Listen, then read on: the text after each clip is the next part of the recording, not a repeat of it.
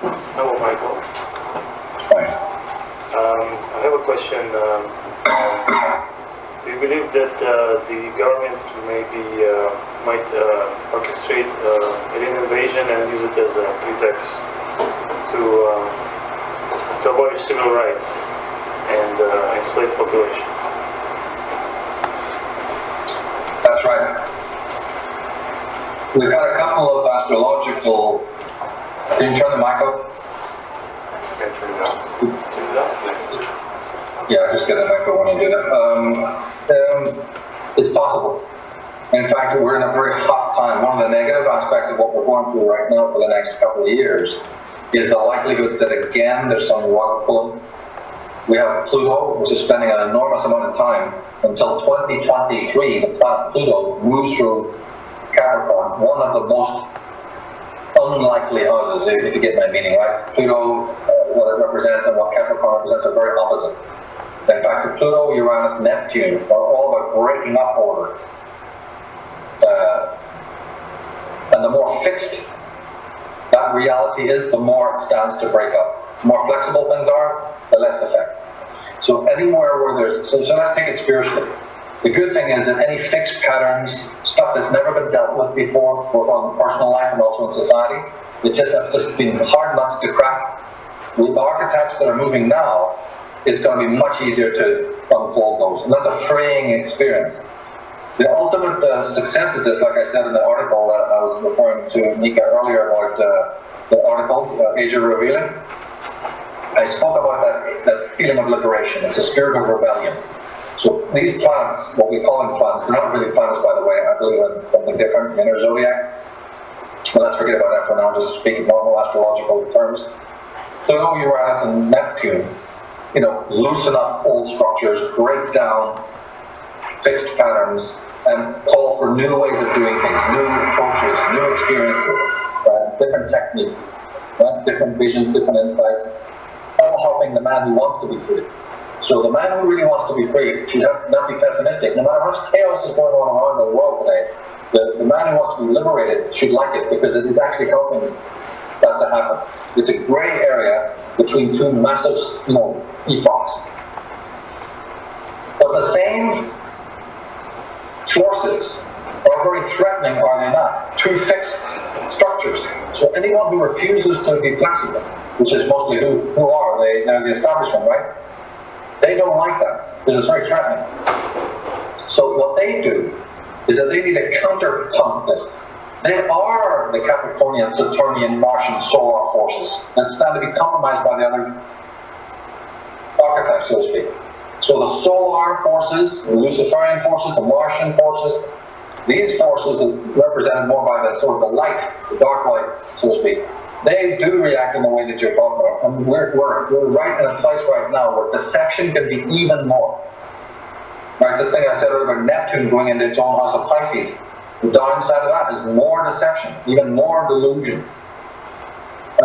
The Uranus moving into Aries, more belligerence, more control, more craziness, right? More absolute debauchery and mania. Pluto moving through Capricorn, more corruption, more white-collar crime, more banks stealing your money, more oppression from the IRS, and possibly, as you're saying, even a full-blown attack. In order to create this attack so that your other movement is deflected, isn't it? It's like it was a General Archibald Wavell said, if you're watching the right hand, you don't know what the left hand is doing. So these people are amazing. If they set off a bang here, all eyes turn, and you don't notice the crime of the guy getting knifed in the back, right? Or the woman being abducted, because everybody's focus is down the street at the explosion. So these people are quite capable, just like they did at 9/11. In order to distract you from something that's happening more amazingly over here, or a deeper crime, let's say. That crime being ultimately globalism, we're smuggling it in every day in a million ways. Or let's take one scenario. I'm not going to say this is going to happen, but let's give you just one scenario. In order to force Western man back to the churches, be they Protestant or Catholic is irrelevant, but just to get you back to being Christian, They put a bunch of Muslim fanatics. They don't have to work very hard, they are pretty fanatical.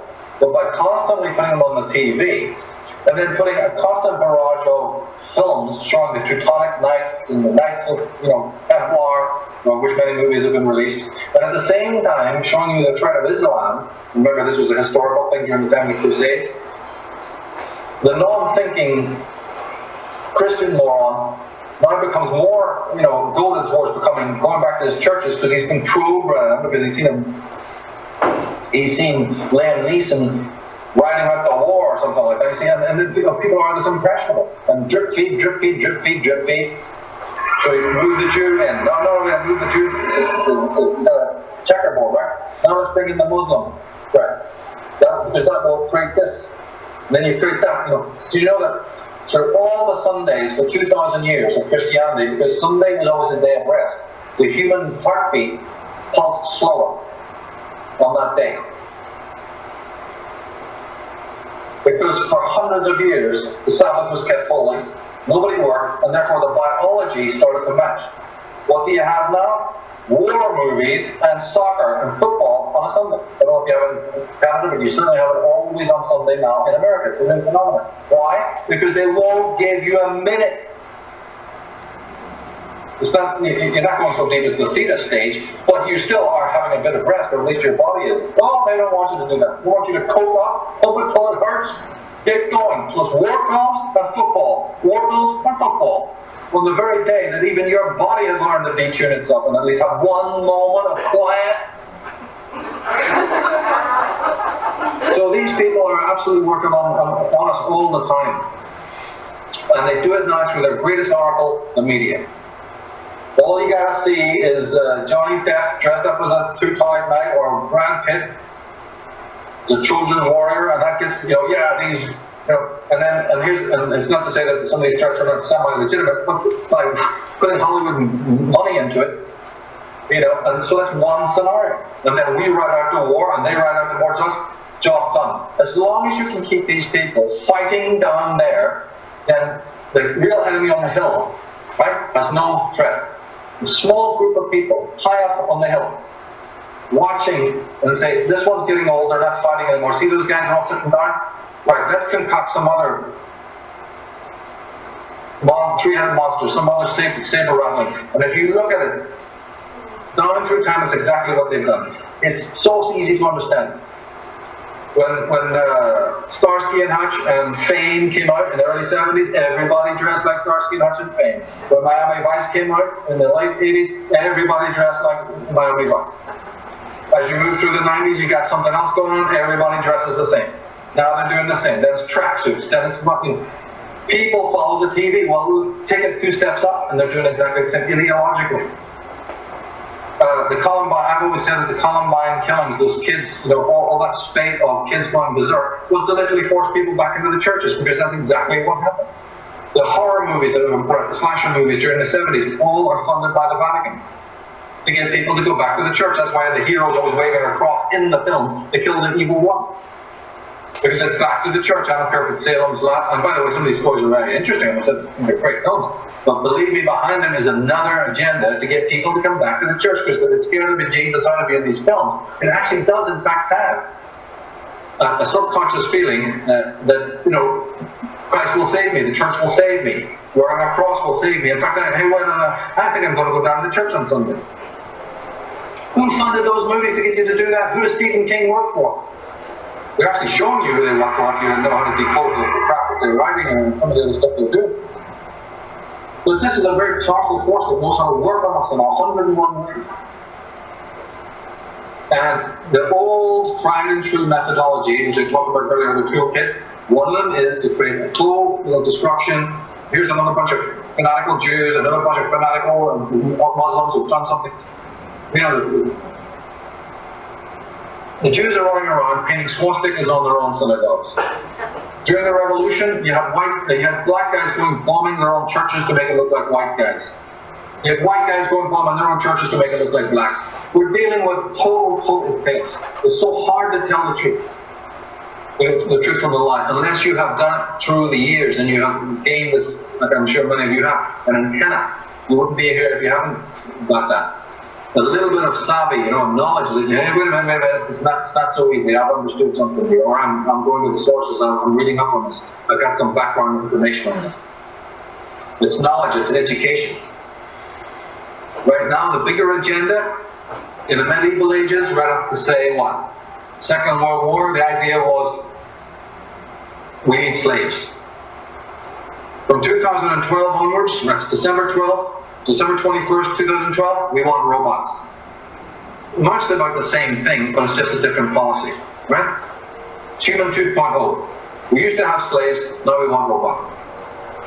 And they keep dipping in to see how dehumanized we're becoming. This is what my posthumanism thing is about, and that's where we're going. So the idea is that they can use these same astrological alignments, like especially the Uranus and Aries, to initiate, remember, Neptune in Pisces means the ending of one gigantic cycle. Uranus moving into Aries is like a mini simulacra of the age of Aquarius beginning. Not the actual age of Aquarius beginning, but it's as good as, by Uranus moving into Aries until 2018. So that means that they go full speed now. It's like, get out the mean, wheel it out. Technical man. They've been doing it through the ads to tenderize us with the images and the movies and all that, right? For quite some time now. But now they're really going to amp it up. They might even come up with some really incredible discovery that actually even does replicate an organic brain. They're always tantalizing men by having the perfect, you know, sex doll, elf, female. You see, there are 101 ways. If it's not one way, they'll find another way to get people to buy into it. All the time that they're doing this, they never deal with individuals. They never deal with a man as a man, a woman as a woman, you know, with their own individual problems. They're always selling you some collectivistic lie, or playing on your disenfranchisation or whatever it is. We're never dealing with the real underlying problems of life. So when somebody asked earlier on about how do we fight the Illuminati, you see, we have to do what they don't want us to do, and that's go back deeply into the real roots of the problem. You've got to have short-term solutions. You've got to really understand the deep stuff that they don't want you to know about humanity. What is a human being? You know, is there life after death? Is there really a God? What am I doing here? What can I be certain of? You know, we've got to always go back to the two philosophical questions. They've been asked by our forefathers. They've been asked by every great man and woman who created them and great. So we just got to do the same thing. Start asking those same questions and see what answers come up. But those answers must not be shrink wrapped for others. Don't think in terms of them being homogenized for everyone. They're only yours. And give freedom to other people to you know, discover their own answers. Up until this age, through the centuries, we always have packaged reality. We always want to philosophize and then say, I'm writing a book about it, to tell everybody else an A to Z manual. But now we know those really don't work. Some are useful on a small level, topically, whatever. But on the whole, what other people say, think, and do, you see, is irrelevant. That's the keys of enlightenment right there. Know thyself. I mean, think about yourself, think about thought, think about reality. But at the same time, you need to also have a hand up to say, yeah, but what you say, what you think, and what you do is your perspective on life. It really can contaminate me. Doesn't mean I don't love you, doesn't mean I'm not, you know, I'm being cold. I'm actually doing something very positive for you by saying, you know, analyze it and think what you do. We don't all have to just, you know, and it's like Ezra Pound, the great poet, he said, the slave is a man who's waiting for somebody else to come and make him free. It's a great, great line. You can only make yourself free. Yeah, we have thought, no, politics is going to make me free. Religion's going to be, I know. I'm going to die and go to heaven because then all reality will stand explained. All the confusion that I have here, I'm going to live eternally after life and I'll have all explanation. The scientists of this world go, no, you just wait, give us more money, give us more time. You know, the Francis Bacon scientism, but we are going to show you we're going to be all truth. You just keep educating yourself the same way, mechanically in the schools, and you'll work it all out. You'll understand what God is, what nature is. All lucidity will be in a hypothetical future utopia. Each one is promising you a lie. Nature changes as you change looking at it. How can there be certainty about anything? But we bought into these lies that there's something called ultimate, you know, revelation, ultimate knowledge. But we bought it. We bought this ticket, and by doing so, have empowered the worst parents who keeps wheeling that out and keeps selling it to us.